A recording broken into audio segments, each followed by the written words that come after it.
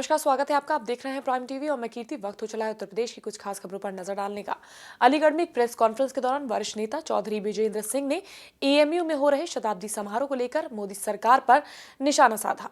जहां 4 दिन बाद देश के प्रधानमंत्री एएमयू में वीडियो कॉन्फ्रेंसिंग के माध्यम से शताब्दी समारोह में भाग लेंगे, वहीं दूसरी ओर मोदी राज में एएमयू के छात्रों पर दर्ज हुए मुकदमे को लेकर छात्रों में गुस्सा है और उन्होंने वो गुस्सा जाहिर किया। छात्रों ने मोदी के शताब्दी समारोह में शामिल होने का विरोध किया है। शिक्षण संस्थान ही नहीं, एक देश की एकता, यूनिटी का, मोहब्बत का देश और दुनिया को पैगाम देता है। जहां तक जिन्ना जी की तस्वीर का सवाल है, तो आजादी से पहले की लगी हुई है। जब मुल्क का बंटवारा नहीं हुआ तो किसी भाई के घर में भाई की तस्वीर हो सकती है। ये तो तस्वीर का विरोध नहीं, ये तो वोटों की खेती, मुस्लिम समाज के खिलाफ, यूनिवर्सिटी के खिलाफ वोटों की खेती करने के लिए इस तरीके के इशू वक्त तक तो उठाते रहते हैं जिनकी कोई कीमत नहीं है।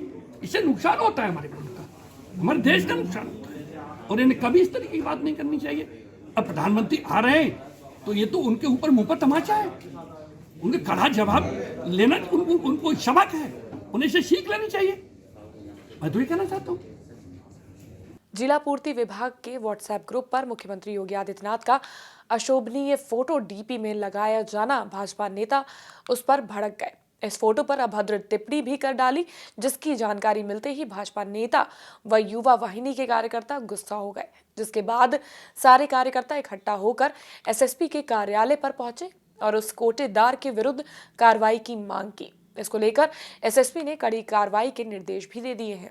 जिला पूर्ति विभाग के द्वारा जो व्हाट्सएप ग्रुप बनाया हुआ है, उसमें एक कोटेदार के द्वारा जो राशन डिपो विक्रेता है कमाल खान, माननीय मुख्यमंत्री जी के बारे में चित्र सहित बहुत अभद्र टिप्पणी की है। उसी को लेकर, उसके खिलाफ कार्रवाई की मांग को लेकर हम माननीय कप्तान साहब से मिले कि इस प्रकार से किसी भी व्यक्ति के द्वारा माननीय मुख्यमंत्री जी के प्रति अभद्र भाषा का प्रयोग करे या अभद्र चित्र लगाए या उनके ऊपर कोई कमेंट करे, किसी भी हालत में बर्दाश्त नहीं किया जाए। या तो पुलिस उसके खिलाफ कार्रवाई करे, वरना हम उसको खुद भी सबक सिखा देंगे। ये जिला पूर्ति जो ऑफिस है हमारा डीएसओ साहब का, उसमें ग्रुप बना हुआ है। कोटेदार है यहाँ पर कमाल खान, उसने जो है माननीय मुख्यमंत्री जी के खिलाफ एक गलत बातें लिखी हैं, एक गलत तस्वीर लगाई है, जिसका गलत हमारे पास मैसेज जा रहा है।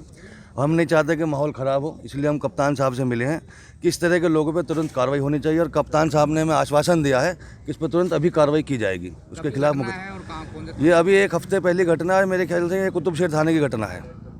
कुतुबशेर थाना ही लगता है उसका, जो मेरे ख्याल से पूरा आइडिया है। आगरा में बेखौफ बदमाशों का शिकार जारी है। आगरा के थाना सदर बाजार क्षेत्र में बदमाशों ने अधिवक्ता की गोली मारकर हत्या कर दी और मौके से फरार हो गए। मृतक अधिवक्ता की पहचान हरीश पचौरी बताई जा रही है। सूचना पर पहुंची पुलिस ने शव को कब्जे में लेकर पोस्टमार्टम के लिए भेज दिया है। बदायूं में किसान सम्मान निधि में लाखों का घोटाला करने का मामला सामने आया है। इस योजना में 50 लाख का घोटाला करने के आरोप में डीएम के निर्देश पर एसडीएम बिलसी ने 119 लोगों पर मुकदमा दर्ज कराया है। फर्जीवाड़े में लेखपाल व सीएससी संचालक भी शामिल हैं। डीएम का कहना है कि लाभार्थियों ने गलत तरीके से पीएम मंत्री किसान सम्मान निधि का लाभ उठाया है। ये बिसौली के हरगनपुर गांव था, बिलसी तहसील का हरगनपुर गांव का मामला था, जहां पे करीब 500 लाभार्थी थे, जिसमें 130 के करीब ऐसे लाभार्थी पाए गए जो कि अपात्र हैं। उसमें संबंधित लेखपाल के खिलाफ, जो भी उसमें लाभार्थी जो अवैध रूप से उसमें लाभार्थी बने हुए थे उनके खिलाफ, और कॉमन सर्विस सेंटर का संचालक भी था, उनके खिलाफ वहाँ पर मुकदमा दर्ज करवाया गया है। और जो भी किसान सम्मान निधि की धनराशि, अतिरिक्त धनराशि उनके खाते में गई है, उसकी वसूली करवाई जाएगी। आगरा में पुलिस भर्ती परीक्षा 30 केंद्रों पर हुई। ये परीक्षा 2 दिन तक चलेगी। इसे लेकर प्रशासन ने कड़े इंतजाम किए हैं। शनिवार को पहली शिफ्ट में अभ्यर्थियों को चेकिंग के बाद ही परीक्षा केंद्रों में प्रवेश करने दिया गया। वहीं जोनल और सेक्टर अधिकारी सभी केंद्रों पर मौजूद हैं। आगरा में 30 परीक्षा केंद्रों पर जेल वार्डर, घुड़सवार पुलिस और फायरमैन के लिए आज और कल 4 शिफ्टों में 30 केंद्रों पर परीक्षा हो रही है। परीक्षा को सुनिश्चित कराने के लिए प्रत्येक परीक्षा केंद्र पर पर्याप्त मात्रा में चेकिंग और फ्रेशनिंग ड्यूटी लगाई गई है और परीक्षा केंद्र पे पीआरबी और एंटी रोमियो टीम्स का भी व्यवस्थापन किया गया है। परीक्षा केंद्रों के आसपास एम्बुलेंस की व्यवस्था भी की गई है और मोबाइल अंदर ले जाने की किसी को अनुमति नहीं है। परीक्षा में ड्यूटी के अतिरिक्त और किसी ड्यूटी के अतिरिक्त केवल परीक्षार्थी के प्रवेश की अनुमति है। सहारनपुर के नगर निगम बोर्ड के गठन को 3 साल पूरे हो गए हैं, जिसको लेकर विशेष कार्यक्रम का आयोजन किया गया, जिसमें सहारनपुर मेयर संजीव वालिया, नगर आयुक्त ज्ञानेंद्र सिंह समेत कई लोग मौजूद रहे। इसी दौरान शहर के विकास और स्वच्छता में काम करने वाले लोगों का फूल मालाओं के साथ सम्मान भी किया गया। नगर निगम के बोर्ड को गठन को 3 साल पूरे हुए हैं। 3 साल के पूरे होने पर आज ये कार्यक्रम आयोजित किया था, जिसमें सभी पार्षद, नगर के संभ्रांत व्यक्ति, विभिन्न राजनीतिक दलों के लोगों को बुलाया गया था और अपने 3 साल की उपलब्धियां और आने वाले 2 साल में हमें क्या करना चाहिए, इसके सुझाव उन लोगों से मांगे गए हैं। निश्चित तौर से सहारनपुर विकास के मार्ग पर अग्रसित है और हमारा प्रयास है कि सहारनपुर का नंबर कहीं ना कहीं स्वच्छता के संबंध में इंदौर, अहमदाबाद, सूरत की तरह हिंदुस्तान के नक्शे पर पहले नंबर पर आए। इस ओर हम लोग लगातार अग्रसर हैं। और किन विषयों पे बात हुई है? मैंने बताया ना कि 3 साल की उपलब्धियां और आने वाले 2 साल में हमें क्या करना चाहिए, इन सुझावों के लिए आज ये बैठक बुलाई गई थी। धन्यवाद। नगर निगम के 3 साल पूरे होने पर मैं सभी नगर निगम के और इस शहर के निवासियों को मैं बधाई देता हूं और सभी पार्षदों को, अपने मेयर साहब को बधाई देता हूं और आशा करता हूं कि सहारनपुर को हम लोग नंबर 1 बनाएंगे, जिससे इनकी पहचान पूरे देश में और पूरे विश्व में सहारनपुर का नाम ऊंचाइयों पर पहुंचे। मैं इसी कामना के साथ सभी को बधाई देता हूं। लखनऊ आईजी लक्ष्मी सिंह ने सीतापुर पहुंचकर कोतवाली महिला थाना सीओ ऑफिस का निरीक्षण कर जरूरी सूचना दी। एसपी आरपी सिंह के साथ सीओ सिटी कार्यालय में समीक्षा की बैठक की गई। कार्यालय में अपराध परीक्षण कर सर्किल के सभी थानों के रजिस्टर जांचे और साथ ही एसओ रामकोट को फटकार लगाई।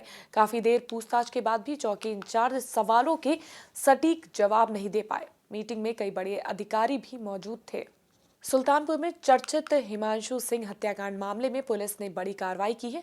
पुलिस ने हत्याकांड के मामले में 2 आरोपियों को गिरफ्तार किया है। आरोपियों की गिरफ्तारी पर पुलिस ने कहा कि घटना में शामिल मुख्य आरोपी महिला और उसकी बेटी अभी भी फरार है, उनको जल्द ही गिरफ्तार कर लिया जाएगा। दूसरा जो आरोपी पकड़े गए हैं, उन हत्या में इस्तेमाल किए गए हथियार को भी बरामद कर लिया गया है।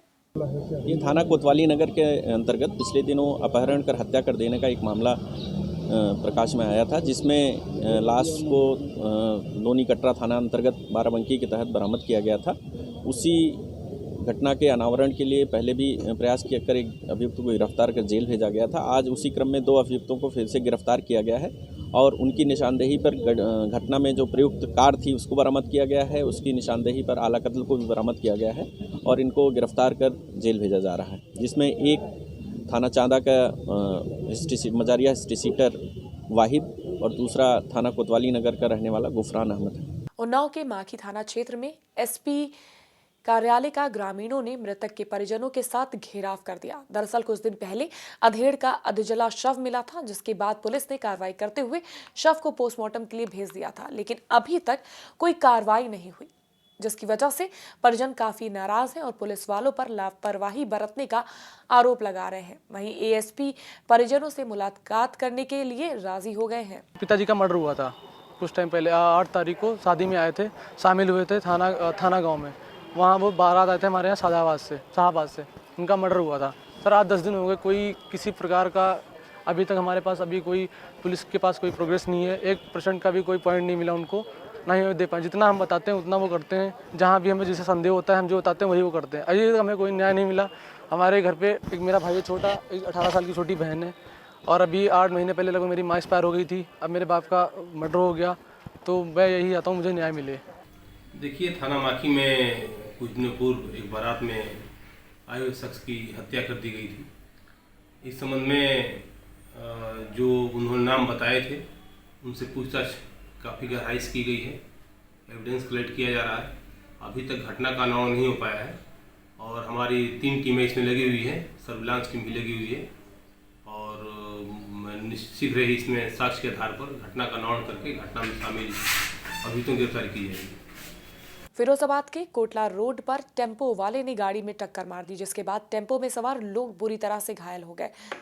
मौके पर मौजूद लोगों ने घायल लोगों को सरकारी अस्पताल पहुंचाया। घटना के बाद ऑटो और गाड़ी चालक मौके से फरार है।